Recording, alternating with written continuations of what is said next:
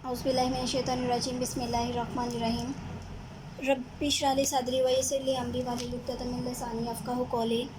अस्सलाम वालेकुम स्टूडेंट्स, आज हमारा लेक्चर नंबर 5 है और हमारी डायरी है आज की यूनिट नंबर 3 जो लाइफ फंक्शंस के बारे में हमने पढ़ा था। डिटेल में हमने इसकी रीडिंग की थी। आज हम इसका वर्क करेंगे। तो यूनिट नंबर 3 का वर्क है concept check plus short question number 1 और 2 करेंगे। वर्कबुक पेज नंबर 29 और 30 पेज जी। वर्कबुक पेज नंबर 29 हमने ओपन किया है। इस पर सबसे पहले हमारे पास टॉपिक कॉन्सेप्ट चेक में सबसे पहले fill in the blanks to complete the sentences. ये जो हमें 3 फिल इन द ब्लैंक्स दी गई हैं इन्हें हमने कंप्लीट करना है और ये हमने रीडिंग में पहले डिस्कस किया हुआ है। All living things grow when they are dash. हमने सबसे पहले पेज पे जब पहला लेक्चर मैंने दिया था उसमें हमने डिस्कस किया था कि वो ऑर्गेनिज़म्स को ज़िंदा रहने के लिए किस किस चीज़ों की ज़रूरत होती है। फिर हमने उसकी करैक्टरिस्टिक्स पढ़ी थी। तो ऐसे ही हमसे इन्होंने पूछा all living things grow when they are dash, कि सारी ही लिविंग थिंग्स ग्रो करती हैं। कब तक वो ग्रो करती हैं? व्हेन दे आर अलाइव, कि जब तक वो ज़िंदा रहेंगी तो तब तक वो ग्रो करती रहेंगी। Growth slows down and stops at some stage in dash. अब उन्होंने पूछा है कि ग्रोथ जो है वो स्लो हो जाती है या कुछ ऐसी स्टेजेस होती हैं जहाँ पे बिल्कुल स्टॉप हो जाती है। उस स्टेज को हम क्या बोलते हैं? उस स्टेज को हम अडल्टहुड बोलते हैं।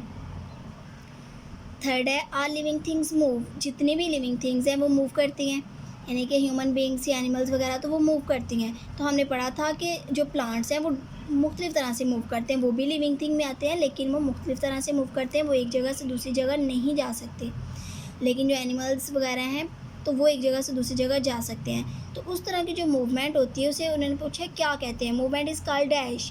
तो जो एक जगह से दूसरी जगह मूवमेंट होती है उसे हम लोकोमोशन कहते हैं। It uses up energy. तो एक जगह से दूसरी जगह मूव करना है हमने, तो उसके लिए हमें एनर्जी की ज़रूरत होगी। वो एनर्जी हमें फूड से मिलेगी। अब नेक्स्ट डिस्कस करते हैं all living things need energy. जितनी भी लिविंग थिंग्स हैं उन्हें एनर्जी की ज़रूरत होती है। तो वो एनर्जी हमने पहले डिस्कस किया है, वो फूड से मिलेगी।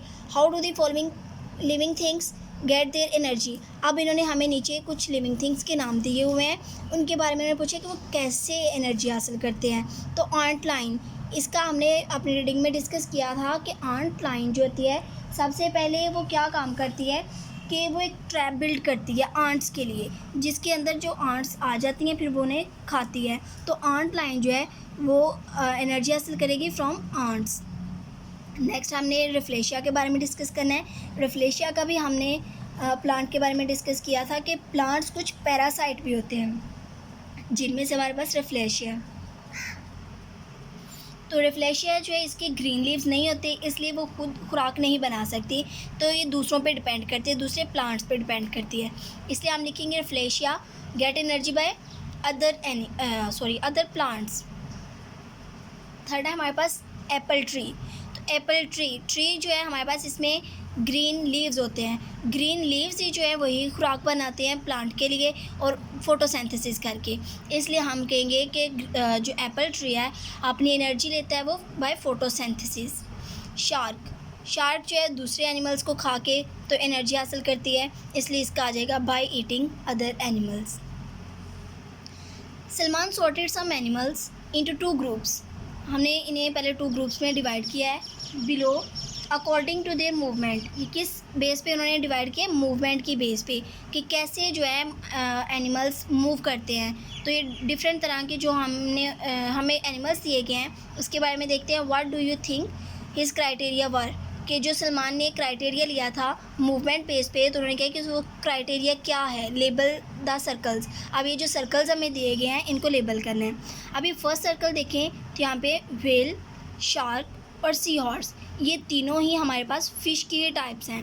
तो फ़िश जो है उसके पास लेग्स तो होती नहीं है मूव करने के लिए, जैसे ह्यूमन बींग्स के पास हैं या दूसरे एनिमल्स के पास हैं।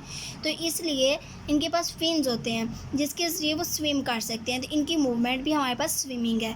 तो हम लिखेंगे स्विम विद फिन्स, वो फिन्स के ज़रिए ही मूव करती हैं, स्विम करती हैं। जो नेक्स्ट है हमारे पास सर्कल, उसमें है टाइगर, डॉग एंड हॉर्स। ये तीनों ऐसे एनिमल्स हैं जिनको अल्लाह ताला ने लेग्स दी हुई हैं जिनके ज़रिए वो मूव कर सकते हैं। इसलिए हम इस सर्कल का लिखेंगे मूव विद लेग्स, कि ये तीनों एनिमल्स जो हैं लेग्स के ज़रिए ही मूव कर सकते हैं। अब नीचे देखें, add this animals to the correct sorting circle. अब इन्होंने हमें 2 एनिमल्स दिए हुए हैं, ज़ेब्रा और गोल्ड फिश। इन्होंने कहा कि इन दोनों को करेक्ट सर्कल में हमने लिखना है। तो ज़ेब्रा जो है हमने मूवमेंट बेस पे लिखना था, तो ज़ेब्रा जो है अल्लाह ताला ने उसे टांगे दी हुई हैं, इसलिए हम उसका लिखेंगे इस सर्कल में जिसमें हमने लिखा है मूव विद लेग्स। इन्हें टाइगर, डॉग, हॉर्स के साथ हम लिखेंगे ज़ेब्रा। और जो हमारे पास नेक्स्ट है गोल्ड फिश, तो गोल्ड फिश भी फ़िश की ही एक टाइप है, इसको भी अल्लाह ताला ने फिन्स ही दिए हुए हैं, इसलिए हम लोग इसे भी इसी सर्कल में लिखेंगे। व्हेल, शार्क, सी हॉर्स के साथ ही गोल्ड फिश लिखेंगे। अब नेक्स्ट हमारे पास शॉर्ट क्वेश्चन है। इसके शॉर्ट क्वेश्चन नंबर 1 और 2 डिस्कस करना है। फर्स्ट क्वेश्चन है, what is one important thing that plants can do but animals can not. कि वो कौन सी इम्पोर्टेंट चीज़ है, कौन सा ऐसा काम है, फंक्शन है जो प्लांट्स तो कर सकते हैं लेकिन एनिमल्स नहीं कर सकते। तो वो हमारे पास जो स्पेशल फंक्शन है वो उनके फूड बनाने का तरीका है। फूड कैसे बनाते हैं, प्लांट के पास ग्रीन कलर के लीव्स होते हैं जिसमें क्लोरोफिल पिगमेंट पाया जाता है। वो सनलाइट की मौजूदगी में हम कार्बन डाइऑक्साइड करके और इसके अलावा वाटर जो है वो यूज़ करके फ़ोटोसिंथेसिस के ज़रिए अपनी खुराक खुद बना सकते हैं, लेकिन एनिमल्स में ये एबिलिटी नहीं पाई जाती है। तो इसके हमारे पास आंसर है plants can make their own food. के प्लांट्स जो अपनी खुद की खुराक बना सकते हैं बाय फोटोसिंथेसिस। जिस तरीके से वो बनाते हैं उस सारे तरीक़ेकार को हम फोटोसिंथेसिस कहते हैं। But animals can not make their food. लेकिन एनिमल्स जो हैं उनके पास क्लोरोफिल नहीं होता, वो खुराक नहीं बना सकते, इसलिए उनमें फ़ोटोसिंथेसिस नहीं होती है। इसी वजह से वो प्लांट्स और एनिमल्स जो है एक दूसरे से डिफरेंट होते हैं। और भी बहुत ज़्यादा इनमें डिफ्रेंशिएट्स हैं, लेकिन हम लोगों ने यहाँ पे इम्पोर्टेंट थिंग डिस्कस करनी थी जो कि हमने फ़ोटोसिंथेसिस यानी खुराक का प्रोसेस डिस्कस किया है। नेक्स्ट है हमारे पास, why do animals move from one place to place. Animals जो हैं एक जगह से दूसरी जगह क्यों मूव करते हैं। तो ये भी हमने रीडिंग में पहले डिस्कस किया था कि एनिमल्स जो हैं अपनी खुराक तो खुद नहीं बनाएंगे ना, तो animals move from place to place for searching their food and shelter. कि वो ना सिर्फ खुराक के लिए एक जगह से दूसरी जगह मूव करते हैं कि वो खुराक हासिल कर सके, बल्कि अपने शेल्टर के लिए भी वो मूव करते हैं। आई होप सो आप लोगों को इस सब की समझ आ गई होगी इस लेक्चर की। जज़ाकल्लाह।